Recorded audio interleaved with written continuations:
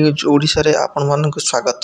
ଆଜି 29 ଜୁଲାଇ 2024ର ସମସ୍ତ ମୁଖ୍ୟ ଖବର ଜାଣିବା ପାଇଁ ଭିଡ଼ିଓଟିକୁ ଶେଷ ପର୍ଯ୍ୟନ୍ତ ଦେଖନ୍ତୁ। ଚାଲନ୍ତୁ ନଜର ପକାଇବା ଆଜିର 1 ନମ୍ବର ବଡ଼ ଖବର ଉପରେ।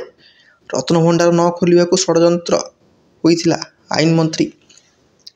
ରତ୍ନଭଣ୍ଡାର ନ ଖୋଲିବା ପାଇଁ ହୋଇଥିଲା ଷଡ଼ଯନ୍ତ୍ର। ରତ୍ନଭଣ୍ଡାର ଚାବି ନେଇ ବି ପ୍ରବହେଳିଲା କରାଯାଇଥିଲା। ତେବେ ଯେଉଁମାନେ ଷଡ଼ଯନ୍ତ୍ର କରିଥିଲେ ତାହାର ଖୁଲାସା ହେବ।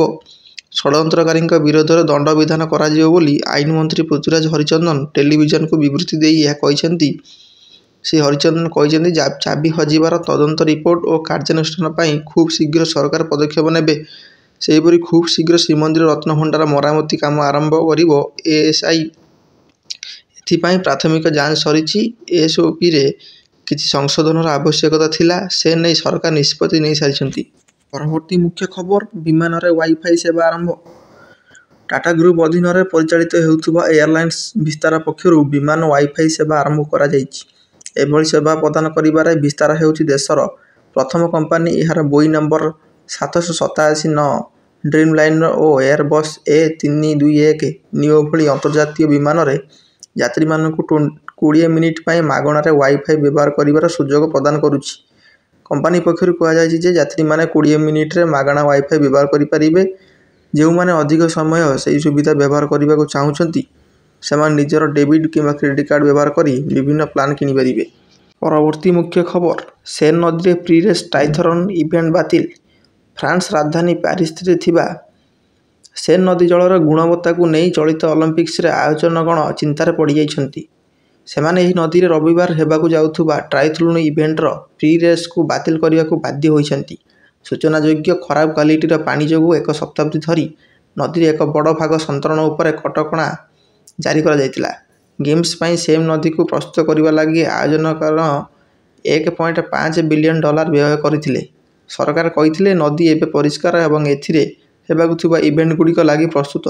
ତନ୍ମଧ୍ୟରେ ଟ୍ରାଇଥଲନ୍ ସନ୍ତରଣ ଅଂଶ ଏବଂ ମାରାଥନ୍ ସନ୍ତରଣ ଇଭେଣ୍ଟ ସାମିଲ। ଜୁନ୍ ମାସ ପ୍ରଥମ ଭାଗରେ ଦୈନିକ ସେନ୍ ନଦୀ ଜଳର ଗୁଣବତ୍ତା ପରୀକ୍ଷା କରାଯାଇଥିଲା। ଏଥିରେ କୋଲି ବ୍ୟାକ୍ଟେରିଆ ମାତ୍ରା ଅଧିକ ଥିଲା, ଯାହାକି ଅସ୍ୱାସ୍ଥ୍ୟକର। ପରବର୍ତ୍ତୀ ମୁଖ୍ୟ ଖବର, 3 କିଲୋମିଟର ଯାଇ ପଛକୁ ଫେରିଲା ଟ୍ରେନ୍। ପୁରୀ ଚେନ୍ନାଇ ସୁପରଫାଷ୍ଟ ଏକ୍ସପ୍ରେସରେ ଯାନ୍ତ୍ରିକ ତ୍ରୁଟି ଦେଖାଦେଇଥିଲା। ଏପରିକି ମରାମତି ପରେ ଟ୍ରେନ୍ଟି ପୁରୀ ଷ୍ଟେସନ ଛାଡ଼ିଥିଲେ ମଧ୍ୟ ପୁଣି ବାଟରେ ଖରାପ ହୋଇଥିଲା। ଫଳରେ ନିର୍ଦ୍ଧାରିତ ସମୟରୁ ବିଳମ୍ବରେ ଛାଡ଼ିବା ସତ୍ତ୍ୱେ 3 କିଲୋମିଟର ଯାତ୍ରା କରିଥିବା ଏକ୍ସପ୍ରେସକୁ ପଛକୁ ଫେରାଇ ଆଣିବାକୁ ପଡ଼ିଥିଲା। ଏହି ସମୟରେ ଗୋଟିଏ କୋଚ୍ ଅନଫିଟ୍ ବୋଲି ଜଣାପଡ଼ିଥିଲା। କିଛି ବୈଷୟିକ ତ୍ରୁଟି ଦେଖାଯାଇଥିଲା। ଫଳରେ ଟ୍ରେନ୍କୁ ବ୍ୟାକ୍ କରି ପ୍ଲାଟଫର୍ମକୁ ଅଣାଯାଇଥିଲା। ଅନଫିଟ୍ ଥିବା ବଗିକୁ ଟ୍ରେନ୍ରୁ ଅଲଗା କରାଯାଇ ନୂତନ ବଗି ଲଗାଯାଇଥିଲା। ଏହାପରେ ସନ୍ଧ୍ୟା 6:50ରେ ଟ୍ରେନ୍ ପ୍ଲାଟଫର୍ମ ଛାଡ଼ିଥିଲା। ଏଥିଯୋଗୁଁ ପ୍ରାୟ 50 ମିନିଟ୍ ବିଳମ୍ବ ହୋଇଥିଲା। ପରବର୍ତ୍ତୀ ମୁଖ୍ୟ ଖବର, ଶିଳ୍ପ ସଂସ୍ଥାରେ 53 ଲକ୍ଷ ନିୟୋଜିତ। ରାଜ୍ୟର ମୋଟ ଶ୍ରମଶକ୍ତିର 26% ଲୋକ ଶିଳ୍ପ କ୍ଷେତ୍ରରେ ନିୟୋଜିତ ହୋଇଛନ୍ତି।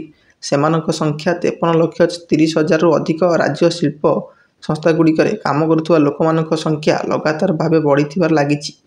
2017-18ରୁ 2022-23 ମଧ୍ୟରେ ଶିଳ୍ପର ଲୋକଙ୍କ ସଂଖ୍ୟା 38,80,000 ବୃଦ୍ଧି ପାଇ 53,30,000 ପହଞ୍ଚିଛି।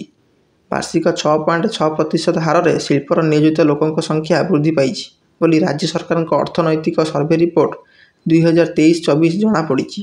ପରବର୍ତ୍ତୀ ମୁଖ୍ୟ ଖବର, ବଜ୍ରପାତ ବେଳେ ସୁରକ୍ଷା ଦେବ ତାଳଗଛ। ତାଳବଣିଆ ଉନ୍ନୟନ ପରିଷଦ ପକ୍ଷରୁ ରବିବାର ତାଳବଣିଆଠାରେ ତାଳ ବୃକ୍ଷର ଚାରାରୋପଣ କରାଯାଇଛି। ଏହି କାର୍ଯ୍ୟକ୍ରମରେ ପୁରୀ ଏମ୍ପି ତଥା ଭାଜପା ରାଷ୍ଟ୍ରୀୟ ପ୍ରବକ୍ତା ସମ୍ବିତ ପାତ୍ର ଓ ପୂର୍ବତନ ବିଧାୟକ ଜୟନ୍ତ କୁମାର ଷଡ଼ଙ୍ଗୀ ଅତିଥି ଭାବେ ଯୋଗଦେଇ ଚାରା ରୋପଣ କରିଥିଲେ। ତାଳବଣିଆରେ ପ୍ରାୟ ତାଳ ଗଛ ସବୁ ଲୋପ ପାଇଯିବାରୁ ସଂଗଠନ ତରଫରୁ କରାଯାଉଥିବା ଏହି କାର୍ଯ୍ୟକୁ ଏମ୍ପି ପ୍ରଶଂସା କରିବା ସହିତ ସରକାରଙ୍କୁ ଏହି ବିଷୟରେ ଅବଗତ କରିବା ନିମନ୍ତେ କହିଥିଲେ। ପରିବେଶ ସୁରକ୍ଷା ସହ ବଜ୍ରପାତ ବେଳେ ସୁରକ୍ଷା ନିମନ୍ତେ ତାଳ ଗଛର ଆବଶ୍ୟକତା ରହିଛି ବୋଲି ପୂର୍ବତନ ବିଧାୟକ ଷଡ଼ଙ୍ଗୀ ମତ ରଖିଥିଲେ। ପରବର୍ତ୍ତୀ ମୁଖ୍ୟ ଖବର, ଫୁଟବଲ ପଡ଼ିଆରେ ରକେଟ୍ ମାଡ଼, 12 ମୃତ। ଇସ୍ରାଏଲ ଅଧିକୃତ ଗୋଲ୍ଡନ୍ ହାଉସରେ ଏକ ଫୁଟବଲ ପଡ଼ିଆରେ ଇରାନ ସମେତ ହେଜବୋଲା ଆତଙ୍କବାଦୀମାନେ ଶନିବାର ସନ୍ଧ୍ୟାରେ ରକେଟ୍ ମାଡ଼ କରିଥିବାରୁ 12 ଜଣ ପିଲାଙ୍କର ମୃତ୍ୟୁ ଘଟିଛି। ହିଜବୁଲ୍ଲା ବିରୋଧରେ କଠୋର ପ୍ରତିଶୋଧମୂଳକ ପଦକ୍ଷେପ ନିଆଯିବ ବୋଲି ରବିବାର ଇସ୍ରାଏଲ ଚେତାବନୀ ଦେଇଛି। ଗତ ବର୍ଷ ଅକ୍ଟୋବର 7ରେ ହମାସର ଇସ୍ରାଏଲ ଆକ୍ରମଣ ପରେ ଏହା ଉକ୍ତ ଭୂଖଣ୍ଡ ଉପରେ ସବୁଠୁ ବଡ଼ ଆକ୍ରମଣ ବୋଲି କୁହାଯାଉଛି। ହେଜବୋଲା ରକେଟ୍ ମାଡ଼ କରିଥିବା ପ୍ରଥମେ ଘୋଷଣା କରିଥିବା ବେଳେ ପରେ ଏହାକୁ ଖଣ୍ଡନ କରିଛି। ଅନ୍ୟପକ୍ଷରେ ଇସ୍ରାଏଲ ପ୍ରଧାନମନ୍ତ୍ରୀ ବେଞ୍ଜାମିନ୍ ନେତାନ୍ୟାହୁ ତାଙ୍କ ଆମେରିକା ଗସ୍ତକୁ କାଟଛାଣ୍ଟ କରି ଜେରୁଜେଲମ୍ ଫେରି ଆସିଛନ୍ତି। ସେ ଖୁବ୍ ଶୀଘ୍ର ଇସ୍ରାଏଲ ପ୍ରତିଶୋଧ ସମ୍ପର୍କରେ ତାଙ୍କ ନିରାପତ୍ତା କ୍ୟାବିନେଟ୍ ସହ ଆଲୋଚନା କରିବେ ବୋଲି ଜଣାପଡ଼ିଛି। ପରବର୍ତ୍ତୀ ମୁଖ୍ୟ ଖବର, ହୀରାକୁଦ ଜଳଭଣ୍ଡାର 20 ଗେଟ୍ ଖୋଲିଲା। ହୀରାକୁଦ ଜଳଭଣ୍ଡାରରୁ ଚଳିତ ଋତୁରେ ପ୍ରଥମ ବନ୍ୟା ଜଳ ରବିବାର ନିଷ୍କାସିତ ହୋଇଛି। 3ଟି ପର୍ଯ୍ୟାୟରେ ଜଳଭଣ୍ଡାର 20 ଗେଟ୍ ଖୋଲାଯାଇ ବନ୍ୟା ଜଳ ଛଡ଼ାଯାଇଛି। ଡାହାଣ ପଟେ 6 ଏବଂ ବାମ ପଟେ 14 ଗେଟ୍ ମାଧ୍ୟମରେ ବନ୍ୟା ଜଳ ନିଷ୍କାସିତ ହେଉଛି। ସକାଳ 9ଟାରୁ 9:30 ମଧ୍ୟରେ ଉତ୍ତରାଞ୍ଚଳ ଆଇଜି ହିମାଂଶୁ ଲାଲ, ଜିଲ୍ଲାପାଳ ଅକ୍ଷୟ ସୁନୀଲ ଅଗ୍ରୱାଲ, ଆରକ୍ଷୀ ଅଧୀକ୍ଷକ ମୁକେଶ ଭାମୁ, ସମ୍ବଲପୁର ମହାନଗର ନିଗମ କମିଶନର ବେଦଭୂଷଣ ସୁଇଚ୍ ଟିପି ଜଳଭଣ୍ଡାର ସୁଇଚ୍ ଗେଟ୍ ଖୋଲିବା ପ୍ରକ୍ରିୟା ଆରମ୍ଭ କରିଥିଲେ। ପରବର୍ତ୍ତୀ ମୁଖ୍ୟ ଖବର, ଓଡ଼ିଶାକୁ ଆସିବେ 5 ବାଘ। ଆଜି ଅନ୍ତର୍ଜାତୀୟ ବ୍ୟାଘ୍ର ଦିବସ। ସାରା ପୃଥିବୀରେ ବାଘ ସଂରକ୍ଷଣର ମହତ୍ତ୍ୱକୁ ପ୍ରତିପାଦିତ କରିବା ନିମନ୍ତେ ଏହି ବ୍ୟାଘ୍ର ଦିବସ ପରିକଳ୍ପନା କରାଯାଇଛି। ଓଡ଼ିଶାରେ ବ୍ୟାଘ ବଂଶ ବୃଦ୍ଧି ପାଇଁ ଯୋଜନା କରିଛି ବନ ବିଭାଗ। ମଧ୍ୟପ୍ରଦେଶ ଓ ମହାରାଷ୍ଟ୍ରରୁ 4 ବାଘୁଣୀ ସହ 5 ମହାବଳ ବାଘ ଆସିବେ।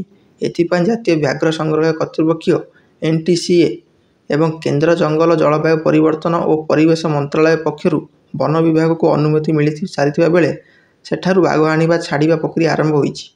ବାଘଗୁଡ଼ିକୁ ରାଜ୍ୟର ଦେବୀଗଡ଼ ବନ୍ୟପ୍ରାଣୀ ଅଭୟାରଣ୍ୟ ଏବଂ ଶିମିଳିପାଳ ବ୍ୟାଘ୍ର ସଂରକ୍ଷଣରେ ଛଡ଼ାଯିବ।